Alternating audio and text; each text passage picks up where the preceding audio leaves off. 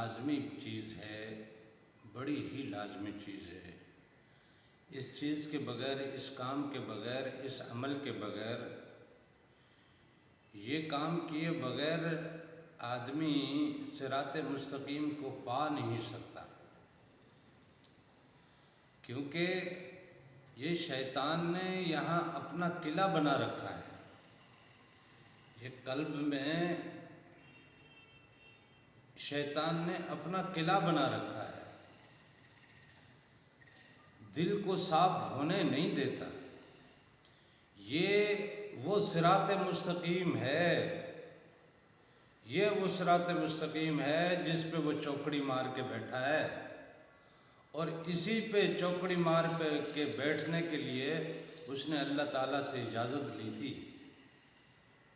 اور اللہ تعالیٰ نے وہ اجازت دے بھی دی۔ لیکن اللہ تعالیٰ نے کہا کہ جو میرے مخلص بندے ہیں وہ تیرے بہکاوے میں نہیں آئیں گے، جا تجھے اجازت ہے، جو کرنا ہے سو کر لے۔ اب وہ صراط مستقیم پہ چوکڑی مار کے بیٹھا ہے، ہمارے دلوں کے اوپر وہ مہریں لگا کے بیٹھا ہے۔ 1,80,000 جالے ہمارے قلب کے اوپر بنے جا چکے ہیں، تو ہمارا قلب ان جالوں میں مقید ہے، شیطان کے چنگل میں ہے۔ اس نے اس میں ہوس بھر دی ہے، اس نے اس میں حسد بھر دیا، اس نے اس میں کدورتیں بھر دی، اس نے اس میں دوریاں بھر دی، اس نے اس میں میل بھر دیا۔ اب یہ برتن صاف ہوگا تو اس میں نور اترے گا، یہ برتن صاف ہوگا تو اس میں نور اترے گا۔ کدورتوں کا میل، نفرتوں کا میل، عداوتوں کا میل، حسد کا میل، حرص کا میل، دنیا کی تمام تر نفسانی خواہشات کا میل جب یہاں سے نکلے گا تو اس میں نور اترے گا، اور یہ چیزیں نکلنے وہ دے گا نہیں، اور یہ چیزیں وہ نکلنے نہیں دے گا۔ وہ کسی نہ کسی بہانے سے، کسی نہ کسی طریقے سے، کسی نہ کسی مسئلے کو پیدا کر کے تمہارے دلوں پہ پھر مہرے لگا دیتا ہے۔ جو چند جالے تم زنار کے جلا کے اس دل کو آپ صفائی کی جانب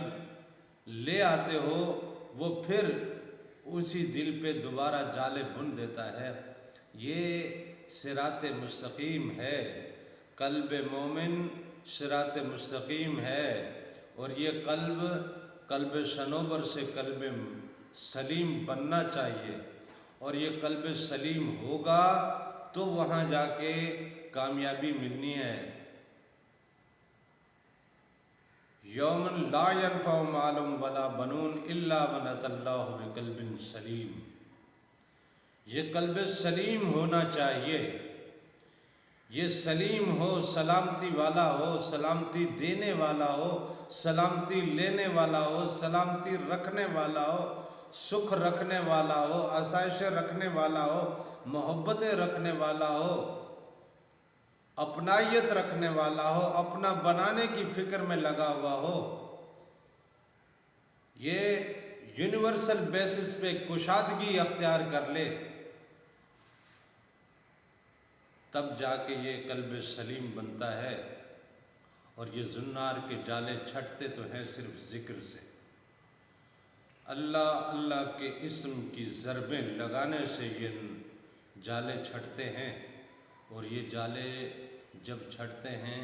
تب اس میں پھر نور آتا ہے، یہ قلب پھر بیدار ہوتا ہے، پھر اس میں اللہ اللہ کی گونج اٹھنے لگتی ہے۔ یہ جو دھک دھک دھک دھک کر رہا ہے، اس کے دھک دھک میں اللہ اللہ اللہ اللہ اٹھنے لگے گا، اس کی مکمل صفائی ہوگی۔ اس سے یہ جب ساری چیزیں صاف ہوں گی، جب صاف ہوں گی تو یہ نور اترے گا، اور جب یہ نور اترے گا تو پھر اس کے اندر وہ ذکر شروع ہوگا کہ الذین یذکرون اللہ